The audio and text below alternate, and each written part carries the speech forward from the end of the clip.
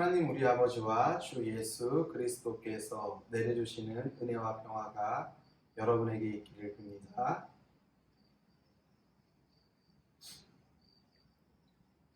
여러분들 혹시 기억에 남는 드라마의 장면이거나 혹은 드라마가 있으십니까? 혹은 가슴을 울렸던 찬양이나 혹은 음악이 있으십니까? 아니면은 정말 인상 깊게 본 영화가 생각이 나는 영화들이 있습니까? 우리가 어떤 영화를 볼 때 이 영화 참 잘 만들었구나, 참 공감된다 라는 영화가 있고요, 그런 드라마가 있고요, 그런 음악이 있습니다. 그런데 광고부터 제작비가 어마어마하게 들어갔다, 출연하는 출연진들이 정말 엄청난 개런티를 받고서 출연한 명품 배우들이다, 어마어마한 작사가 작곡가가 곡을 썼다라고 했는데, 그래서 그렇게 광고를 많이 하고 여러 곳에 노출되어서 정말 그 영화를 보고 그 드라마를 보고 그 음악을 듣는데 그 광고에 이야기한 것만큼 나에게 감동이 오지 않을 때가 우리는 종종 있습니다. 그런데 그렇게 유명한 배우도 아니고 그렇게 정말 어마어마한 제작비를 들인 것도 아니고 그렇게 유명한 작사 작곡가도 아닌데 어떤 곡은 우리의 마음을 울리기도 하고요, 어떤 드라마는 우리 마음에 잔잔한 감동을 주기도 하고요, 어떤 영화는 우리로 하여금 많은 공감을 이끌어내기도 한다는 것이죠. 우리 인간은요, 세상을 살아가면서 사람들과 소통하면서 살아갈 수밖에 없습니다. 그거는 우리 그리스도인들도 마찬가지고요, 세상에 살아가는 하나님을 믿지 않는 사람들도 동일한 거죠. 우리가 학교를 다니는 학생들에게는 학교에 그리스도인들만 있지 않잖아요. 여러 종교를 가지고 있는 친구들이 분명히 있을 겁니다. 그들과 서로 살아가면서 소통을 하는 것이죠. 때로는 그들과 소통할 때 누구와 우리는 더 친해질까요? 같은 그리스도인들이라고 더 친해질까요? 물론 거기에 공동체감, 유대감이 형성되기 때문에 그럴 수야 있겠죠. 그런데 아마도 우리가 정말 친한 친구로 얘는 평생 내 친구야, 나와 함께할 친구야 라고 생각하는 친구는 아마도 이 사람과 서로 이야기할 때 공감되고 소통될 때에 이 친구는 정말 나의 가장 친한 친구야, 나의 모든 것을 열고서 보여줄 수 있는 친구야 라고 이야기할 수 있다는 겁니다.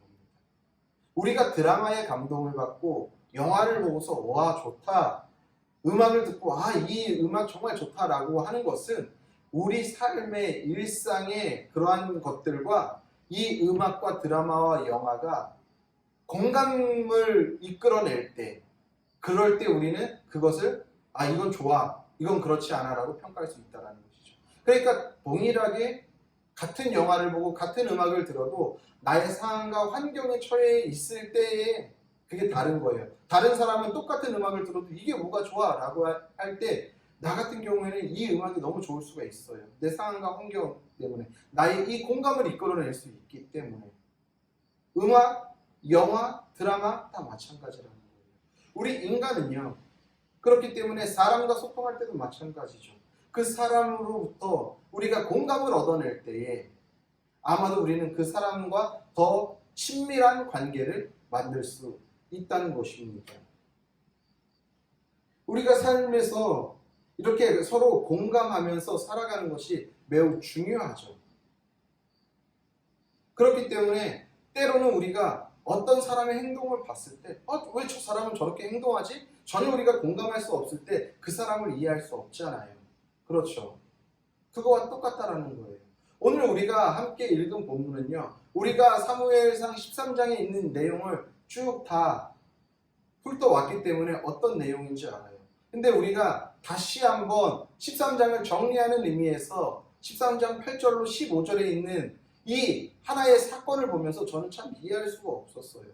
저에게 공감을 이끌어냈던 인물이 한 명이 있고요, 전혀 공감하지 못하는 인물이 또 한 명이 있어요. 오늘 이 장면은 어떤 장면이냐면 우리가 너무나도 잘 알지만 요나단이 먼저 군대를 모아가지고 블레셋 사람들을 좀 열받게 했잖아요. 그래서 전쟁이 일어나기 일촉즉발의 상황이 된 거예요. 그러니까 나팔을 불어서 어떻게 합니까? 사울이 군대를 모으게 합니다. 사울이 가지고 있는 군대는 몇 명이었어요? 본인이 자신이 가지고 있는 군대 2,000명, 아들 요나단이 통솔하고 있는 군대 1,000명, 고작 3,000명인 거예요. 근데 블레셋은 어떻죠? 군사들은 바다에 모래알 같고 병거가 몇이었어요? 3만 대였나요? 그리고 말을 타는 마병이 6,000명인가? 그렇단 말이에요. 숫자적으로 너무 열세인 거예요. 지금 이런 상황 가운데 이스라엘이 전쟁에 임하기 전에 먼저 무엇을 해야 해요? 하나님 앞에 예배를 드려야 하는 거예요. 그렇죠? 그런데 사무엘, 제사장, 당대 제사장인 사무엘은 정한 기일이 됐는데도 불구하고 아직까지 이 전쟁터에 도착하지 않은 거죠. 예배를 드릴 수 없는 상황이에요. 이스라엘 군대는 수적으로도 열세인데 무기로도 열세인데 우리가 지난주에 살펴봤잖아요. 무기로 얼마나 열세인지. 무기로도 열세인데 예배도 못 드리니까 그 상황과 환경을 본 이스라엘 군인들은 어떻게 돼요? 뿔뿔이 흩어지는 거예요. 사울 곁에 남은 사람은 고작 600명밖에 되지 않아요. 600명과 저 어마어마한 블레셋 군대와 전쟁을 치러야 하는 상황인 거예요. 목숨이 경각에 달려 있어요. 사울의 상황이 너무나도 위태로워요. 너무나도 안 좋아요. 그래서 사울이 어떻게 합니까? 사무엘은 오지 않고 너무나도 조급한 나머지 어떻게 해요? 예배를 드렸어요. 하나님 앞에 예배를 드렸죠. 정성을 들여서 예배를 드렸을 거예요. 어떻게 보면 딴 데보다도 더 정성을 들였을지도 몰라요. 더 쏟았을지도 몰라요. 왜 그렇죠? 그만큼 이 전쟁이 사울에게 주는 의미는 중요하니까, 절실하니까, 이겨야 하니까. 그러니까 더 정성을 들이고 더 힘없고 아주 훌륭한 재물을 잡아서 하나님 앞에 분명히 바쳤을 거예요. 재물에는 문제가 없었어요. 예배를 드리는 마음도 문제가 없었겠죠. 그런데 결국에 사무엘이 와서 하는 소리는 뭐예요? 당신이 지금 무슨 일을 했는지 아십니까? 망령되이 행했습니다 라고 이야기하잖아요. 그러면서 당신의 나라는 어떻게 돼요? 이미 끝났습니다 라고 이야기하는 거죠. 저는 여기서 질문을 던져보고 싶어요. 여러분, 오늘 사무엘이라는 사람과 사울이라는 사람이 등장해서 이야기를 하고 있는데 여러분 마음에서는 누가 더 공감이 갑니까? 사무엘이라는 인물이 더 공감이 갑니까? 아니면 사울이라는 인물이 더 공감이 갑니까? 누구죠? 잘 이해가 안 가면 제가 좀 더 현대적으로 풀어서 설명을 해드릴게요. 지금은 우리가 코로나 때문에 이렇게 비대면으로 예배를 드리고 있습니다. 이 코로나도 언젠가는 끝나겠죠. 그렇게 되면 우리가 한 자리에 모여서 예배를 드릴 날이 올 텐데 우리 교회는 11시가 주일 본예배죠. 대예배죠. 11시에 예배를 드리는데 평상시에는 제가 제일 먼저 나오지 않습니까? 그래서 뭐 예배 준비도 하고 다 하는데 뭐 그때에는 10시 59분이 됐는데도 담임 목사가 보이지 않는 거예요. 성도들은 다 와서 앉아 있어요. 가만히 앉아 있을 수 없으니까 그 중에 뭐 한 성도님이 앞에 나와가지고 아직 목사님이 도착하기 전이니까 우리 함께 먼저 찬양하면서 예배를 시작합시다 라고 이야기할 수 있잖아요. 그래서 나와서 그렇게 예배를 시작하는데 제가 뒷문을 열고 들어오면서 성도님 지금 뭐 하시는 거냐고, 누구 맘대로 강단에 올라가셨냐고, 내려오시라고. 그리고 제가 버럭 화를 내고서 제가 강단에 올라서요. 그러면은 여러분들은 목사인 저가 김재인 목사가 한 말이 맞지? 라고 생각이 듭니까? 아니면은 그 성도님이 올라와가지고 예배를 인도하는 것이 더 공감이 가십니까? 전자입니까? 후자입니까? 우리는요, 후자가 더 공감이 가는 거예요. 그렇잖아요. 사울이 못할 것을, 물론 제사는 제사장의 몫이기 때문에 그 영역을 어쨌거나 침범한 데 대해서야 큰 문제 있지만, 지금 우리 입장에서는 우리가 충분히 공감할 수 있는 이유는 이게 아무 상황도 아니고 평온한 상황이 아니고 전시 상황이라는 거죠. 모든 군사들의 생명이 경각에 달려있는 이 상황인데, 아니 이 정도도 융통성이 없어? 이 정도도 배려할 수가 없어? 이 정도도 공감이 안 가? 우리는 충분히 사울의 입장이 너무나도 이해가 가는 거예요. 오히려 사무엘이 저 꼰대 아니야? 뭐 예배 못 드려서 본인이 예배 집례 못 돼가지고 무슨 병이라도 생겼어? 예배 못 드리는 뭐 병이 있어? 그렇게 본인이 꼭 예배를 드려야 돼? 지금 상황이 이런데 그러면은 진작 일찍 좀 오지 라고 우리는 생각할 수 있다는 것이죠. 물론 아주 부정적으로 생각했을 때 그렇게까지 생각할 수 있겠다라는 생각이 드는 거예요. 그런데 사무엘은 아주 당당하게 사울에게 이야기하는 것이죠. 당신의 행동이 틀렸습니다 라고 이야기하는 거예요. 그러면서 저는 이 말씀을 묵상하면서 마음이 힘들었어요. 왜 사울이 틀렸을까? 주님, 왜 사울이 틀렸죠? 계속 질문해 보게 되었어요. 도저히 이 상황이 저는 이해가 가지 않는 거예요. 그런데 주님께서 저한테 그런 마음을 주셨어요. 정말 나를 믿니? 나를 신뢰하니? 라는 그런 마음을 주신 거예요. 무슨 말이냐 하면은요, 적어도 이 상황과 환경이 하나님이 허락하시고 하나님이 이끌어 가신다라고 한다면 그 시간이 지날 때까지는 기다려 봐야 한다라는 거죠. 사울의 마음이 조급한 것은 이해하겠어요. 그래, 네가 조급할 수 있지. 그래, 네 앞에 놓여있는 상황과 환경들이 너를 힘들게 할 수 있지. 그런데 아직 내가 너와 약속한 시간이 지나지 않았잖아. 아직 정한 기한인 7일이 다 지나가지 않았잖아. 아직 몇 분이 남아있잖아. 아직 몇 초가 남아있잖아. 아직 몇 시간이 남아있잖아.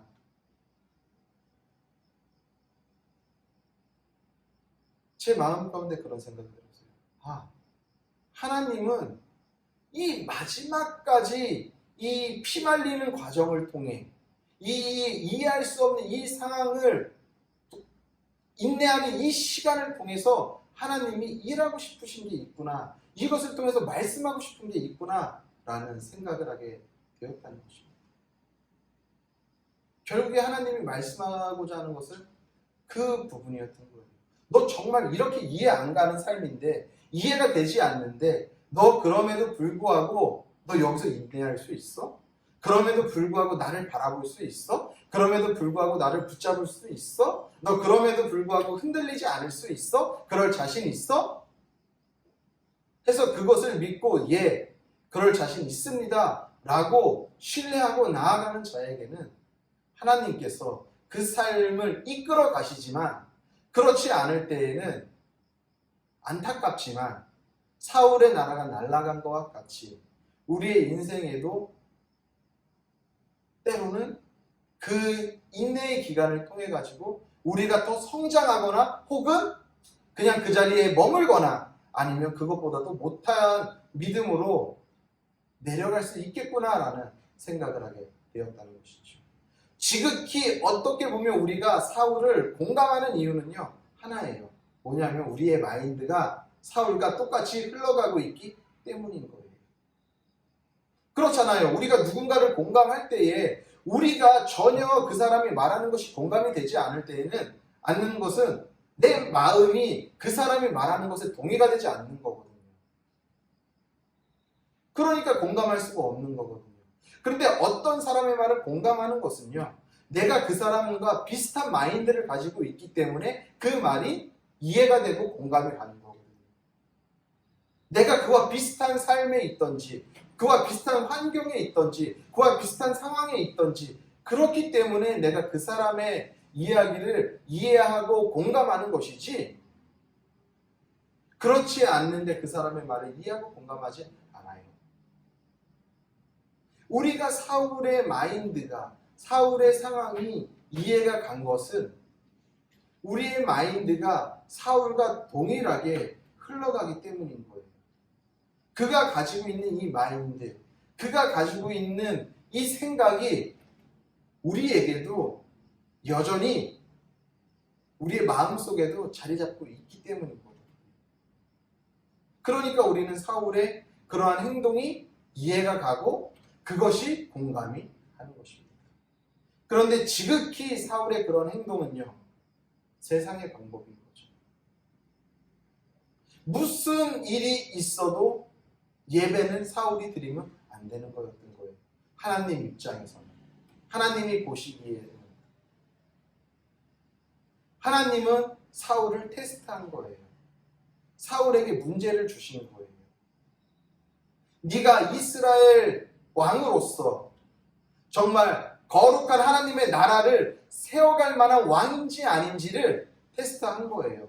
우리에게도 동일한 거죠. 우리들에게 세상에 이해하지 못하는 삶 가운데 우리를 던져놓고서 하나님이 니네 어디 한번 골탕 먹어봐라, 그것이 아니라 때로는 이해하지 못하는 삶 가운데 우리를 던져놓으시면서 마음이 아파하시겠죠. 그러면서도 우리가 그것을 잘 인내하길 바라시는 거예요. 왜? 그래야지 우리가 건강한 그리스도인으로 성장할 수 있고 그 삶들을 통해 가지고 하나님이 거룩해지고 우리의 삶이 거룩해질 수 있기 때문인 거예요. 그렇기 때문에 때로는 우리에게 이해하지 못하는 삶 가운데 우리를 그냥 그 삶을 살아가게끔 만드신다는 거죠. 그럴 때 우리가 반응하는 것은 사울처럼 반응하느냐, 사무엘처럼 반응하느냐, 그건 우리에게 달려있는 거예요. 사울처럼 어떻게든 내가 이 상황과 환경을 모면해 보리라 라고 해서 세상의 방법으로 발버둥을 치던지, 아니면은 거기서 하나님을 바라보고 너무나도 괴롭고 힘들지만 그래도 하나님이 이끌어 가심을 신뢰하고 하나님을 붙잡는지, 이 과정을 어떻게 통과해내는지, 이 숙제를, 이 과제를 어떻게 풀어내는지에 따라 우리의 인생도 우리의 삶도 바뀌게 된다는 것이죠. 사무엘과 다윗 같은 경우는 동일한 이 힘들고 어려운 상황, 어떻게 보면 우리는 다윗의 삶을 너무나도 잘 알잖아요. 앞으로 보게 되겠지만 다윗은 그 젊은 시절을 사울을 피해 계속 도망쳐 다녀요. 자기의 목숨을 부지하려고 블레셋까지 들어가서 침 질질 흘리면서 미친 짓까지 해요. 그럼에도 불구하고 그렇게 정말 비참한 삶을 살아갔음에도 불구하고 하나님을 놓치지 않는 거예요. 그 인생이 얼마나 고됐으면은 30살에 이스라엘의 왕이 되고 40년을 이스라엘을 통치했지만 기력이 없어서 침상에 누워서 하나님 앞에 가요. 사울은요, 사울의 나라가 날아갔다라고 이야기는 말하지만 사울도 동일하게 40년을 이스라엘을 통치했지만 너무나도 힘이 세가지고 전쟁터에 나가가지고 싸움할 정도였어요. 80에, 나이 80에. 얼마나 건강했다라는 소리예요. 그런데 거기 가서 죽는 거예요. 다윗은 70에 하나님의 부름을 받는데 침상에 누워서 일어날 기력조차 없어가지고 침상에서 죽었단 말이에요. 그럼에도 불구하고 다윗의 나라는 영원하잖아요. 하지만 우리 이 사울의 나라는 어떻습니까? 하나님께서 결국에 사울의 나라를 쓰신 거는 40년밖에 되지 못한 거예요. 우리도 똑같은 거예요. 우리의 마인드가, 우리의 생각이, 우리의 마음이 어디로 흘러가느냐에 따라 우리의 인생도 사울처럼 되느냐, 다윗처럼 되느냐, 그것은 우리가 어떻게 살아가느냐에 따라 다르다는 것이죠. 때로는 하나님이 우리의 삶을 이해할 수 없는 삶으로 인도하세요. 우리 지금이 아마도 그런 삶이라고 저는 생각합니다. 우리가 한 번도 경험해보지 못한 이 코로나라는 바이러스, 우리가 이러한 유행성 바이러스가 몇 번 있었잖아요. 경험했었잖아요. 그쵸? 사스라는 호흡기 질환의 바이러스가 있었고요. 메르스라는 바이러스 다 기억하실 겁니다. 그런데 사스와 메르스와는 완전히 차원이 다르잖아요. 코로나는. 사스가 아무리 길었어봤자 이렇게 1년 가까이 갑니까?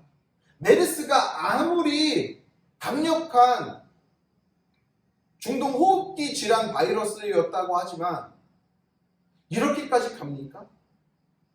지금 이 코로나는 우리나라뿐만의 문제가 아니라 전 세계 팬데믹이에요.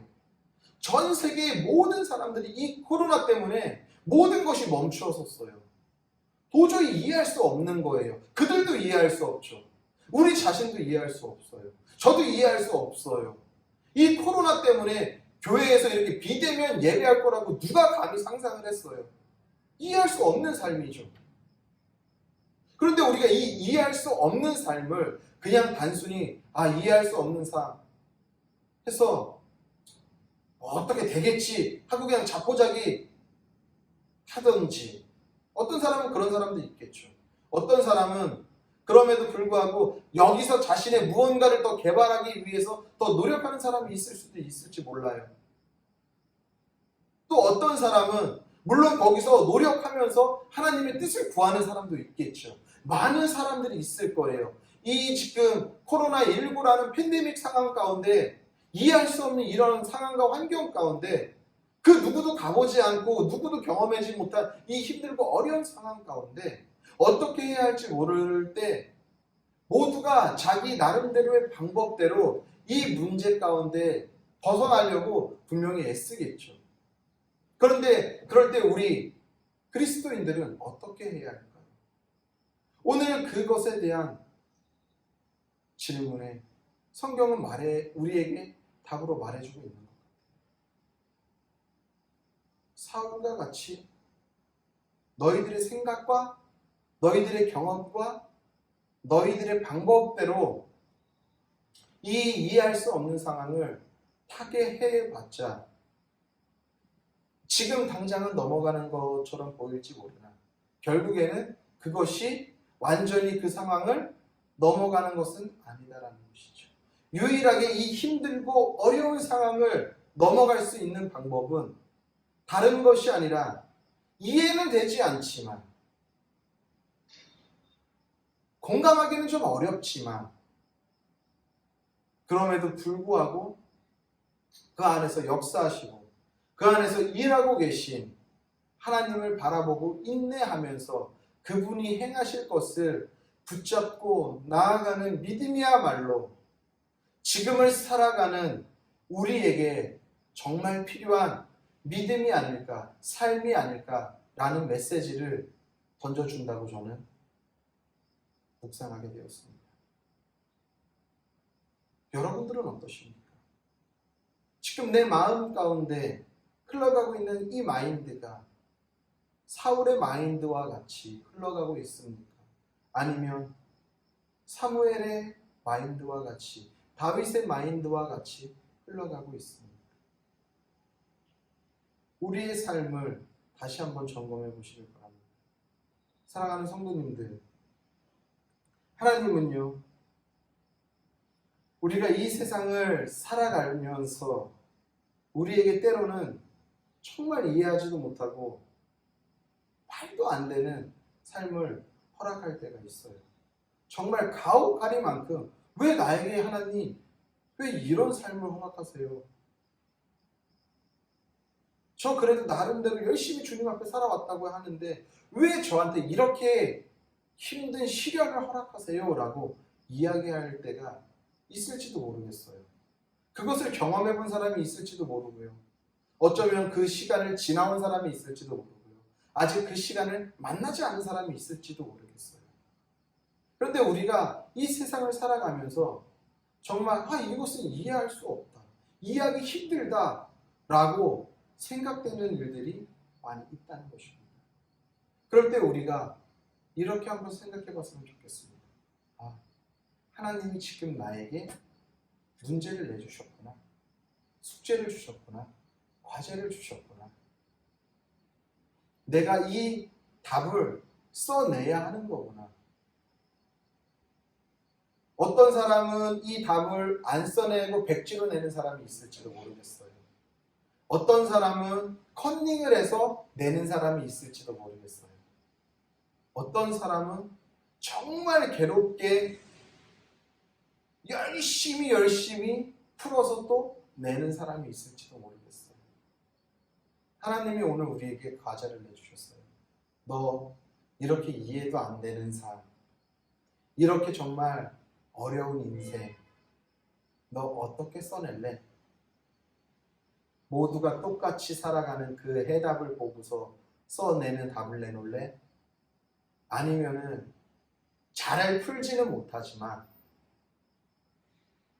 정말 하나님의 마음을 가지고서 열심히 최선을 다해 집중해서 풀어낼래? 아니면 이도 저도 아니고 그냥 백지 낼래? 오늘 하나님이 묻는 거예요. 수학이라는 문제는 정확한 답이 떨어지겠죠. 근데 우리가 서술형이나 논술형을 볼 때 때로는 답이 없잖아요. 그것은 이 사람이 얼마나 고민했는지, 얼마나 살아왔는지, 저는 그렇게 생각을 해요. 제가 조교 시절이 있었어요. 일반 대학원 다닐 때 조교 시절이 있었는데 교과서적인 내용을 그대로 그냥 옮겨서 답을 서술형으로 써서 내는 친구들이 있는가 하면 그것을 자기 것으로 만들어가지고 필요한 중요한 내용들은 들어가게 하면서 자신들의 생각과 자신들의 개념을 같이 적어서 내는 친구들도 있어요. 그럴 때 더 좋은 점수를 주는 것은 모두 다 똑같이 그냥 교과서에 있는 내용을 그대로 쓰는 것보다는 중요한 핵심적인 그 문제가 요구하는 내용이 들어가면서 거기에 더 부연적으로 더 넓게 확장해서 쓰는 내용을 더 좋은 점수로 채점하는 경우가 많이 있었거든요. 하나님도 말씀하시는 것 같아요. 우리에게 모두가 똑같이 세상의 방법대로 써낼 때 세상의 방법이 아니라 때로는 너희들이 삶을 살아가면서 이 힘들고 어려웠던 이 삶들을 녹아내서 답을 써 내려가라는 거예요. 그럼에도 불구하고 내가 하나님을 붙잡았다. 그럼에도 불구하고 내가 하나님과 함께 있었다. 그럼에도 불구하고 내가 잡을 것은 주님의 말씀밖에 없었다. 그래, 그 삶이 바로 우리에게 있어서 거룩한 삶으로 이해되지 않는 삶에서도 믿음으로 승리할 수 있는 삶을 살아갈 수 있는 길이구나 라는 것을 생각하게 되었습니다.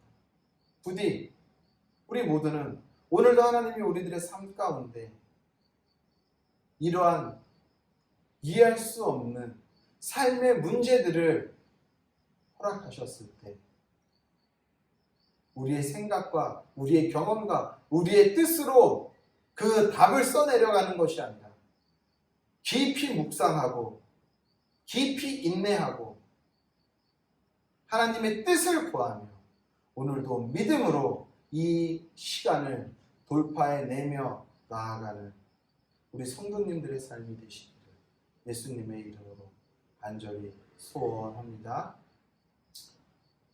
기도하겠습니다.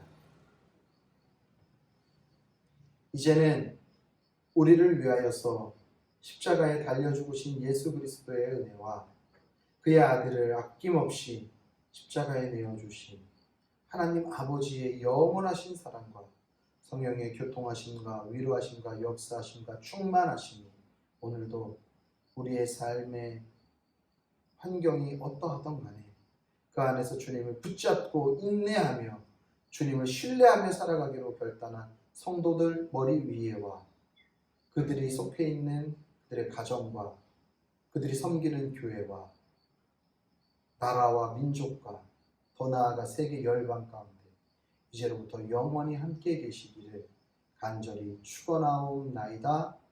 아멘.